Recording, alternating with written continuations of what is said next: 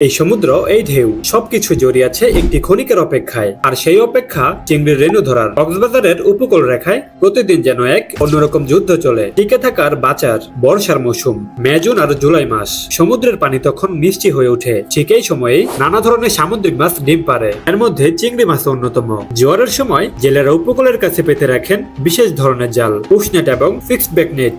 2 খুঁটিতে জাল বাঁধা হয়। আর জোয়ারের পানি ঢুকলে পানির স্রোতের সাথে আসা কোনো আটকা পড়ে জালের ফানেলে। মাত্র 20 থেকে 25 মিনিটেই জাল ভর্তি হয় ছোট ছোট চিংড়ির রেণুতে। তারপর সেই রেণু উঠিয়ে নেওয়া হয় সমুদ্র তীরের বালতিতে। ছোট সাদা একটা বাটির সাহায্যে চলে বাছাইয়ের কাজ। পোনাগুলো দেখতে সুতোর মতো, কিন্তু এই রেণুতেই গড়ে উঠে হাজারো জেলের পরিবার। প্রতি হাজার রেণুর দাম 350 টাকা। আর একজন জেলে দিনে আয় করেন প্রায় 1000 থেকে 1500 টাকা। এই পেশার উপর নির্ভরশীল কক্সবাজারের 2 লক্ষেরও বেশি পরিবার। আমরা কবিতা মঞ্চের দিকে এগোতেই দেখতে পেলাম জেলেদের এই সংগ্রাম। তবে গল্পের শেষটা এতটা উজ্জ্বল নয়। চিংড়ির পোনার সঙ্গে ধ্বংস হচ্ছে উপকূলের মূল্যবান ইকোসিস্টেম, জুপ্লাঙ্কটন আর পোস্ট লার্ভা। যারা প্রকৃতির ভারসাম্য রক্ষা করে তারা হারিয়ে যাচ্ছে নিঃশব্দে। এই ক্ষুদ্র রেণু আমাদের জীবিকা হলেও বড় একটা প্রশ্ন রেখে যায়, বাঁচবো কিন্তু কিভাবে? চিংড়ির পোনার পেছনের জীবনটা এতটা সহজ নয়। আর সাগরের ঢেউ, সে তো শুধু গল্প বলে না, অনেক কিছু চুপচাপ গিলে ফেলে।